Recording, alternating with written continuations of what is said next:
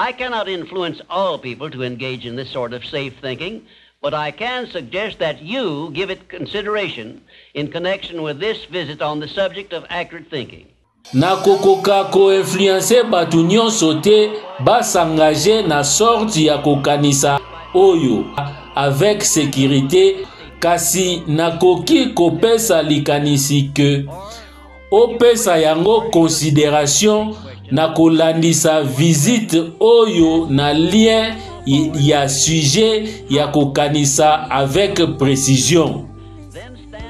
Sikoyo nakoki kopesa mibeko ya simple oyo ekoki ko aider yo o éviter kozala mal orienté par ba opinion ya mabe oyo batu misusu ba exprimaka. Soki moto moko alobi maloba oyo raisonnement na yo ekoki kondima te ke ezali ya solo to oyo ozali ko questionner, esengeli pona sécurité na yo kotuna ba question pona raison nyonso ekoki kozala.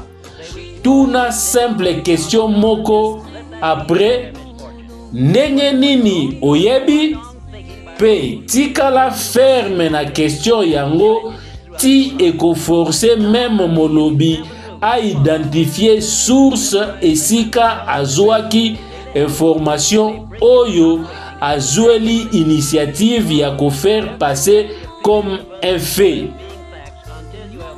Soki te rejeter maloba yango totalement comme si etikalaki kosala mate pe sala boye, peu importe nani azali koloba to réputation nini akoki kozala na yango pona vérité na bosolo. Remember, you are given as your richest birthright the privilege of controlling your own thoughts. Therefore, treat this divine gift with the profound respect to which it is entitled. Kanisa ke epesemeli yo droit le plus riche wuta kobotama na yo oyo ezali privilège ya ko contrôler propre makanisi na yo. Donc, traiter cadeau divin oyo na respect profond oyo ezali ko autoriser pe ko permettre na n'importe qui te akanisa pona yo to a influencer makanisi na yo na domaine nyonso ekoki kozala, excepté par mibeko ya ko penser avec précision nazali ko transmettre epai na bino. Landa procédure oyo peu importe oyo batu bako kanisa to bakoloba à propos ya méthode na yo ya kokanisa.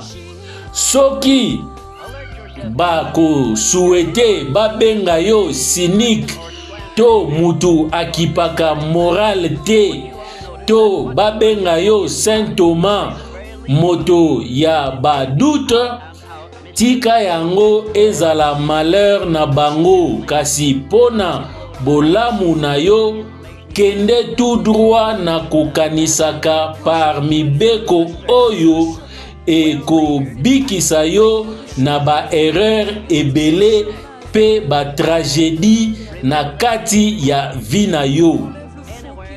Sikoyo na kopesa yo mibeko 7 ya kolanda oyo soki o mémoriser yango pe olandi yango comme habitude ya chaque jour, ekoki komemela yo to ya likolo comme mokanisi avec précision. 1. Never accept the opinions of other people as being facts until you have learned the source of those opinions and satisfied yourself of their accuracy. 2. Remember that free advice. 1. Ko accepter jamais ba opinion ya batu misusu ndeti ezali ba fait titango okoyekola source ya ba opinion yango pe titango okozala satisfait yomoko na précision na yango. 2. Se rappeler que ba conseil ya ofele ata soki ezwami kouta epai ya nani esengeli eleka na examen approfondi avant ezala acté comme sûr. P. Ba sorti ya conseil oyo généralement ezalaka exactement na valeur ya oyo ekutaka moto. 3. Zala alerter immédiatement yomoko soki oyoki moto nyonso azoloba sur bato mosusu na esprit moko discourtois to ezanga politesse to esprit moko médisant to ya kotonga pe kokosela, parce que fait oyo même esengeli etia yo oyeba ke oyo ozali koyoka ezali pona koloba muke, ezali biaisé to na ba tendance ya émotion pe ekoki kozala de plus en plus na déformation ya maloba. 4. Nakotunaka batu mosusu information ou soki ozali kotuna batu mosusu information ko révéler te nini ozali ko souhaiter information yango ezala, parce que batu ebele bazalaka na mauvaise habitude ya komeka kosepelisa moto na ba circonstance ya lolenge oyo. Mesure ya bien ya ba question tactique ekozala na bénéfice ya monene epai na yo pona ko penser avec précision. 5. Remember that anything which exists anywhere throughout the universe is capable of proof, and where no such proof is available, it is safer to assume nothing. 5. Se rappeler que eloko nyonso oyo ezali koexiste n'importe où na kati ya mokili ezali capable ezala na preuve, et esika ata preuve moko ezali te, ezali plus sûr ya kosupposer que eloko moko te ezali. 6.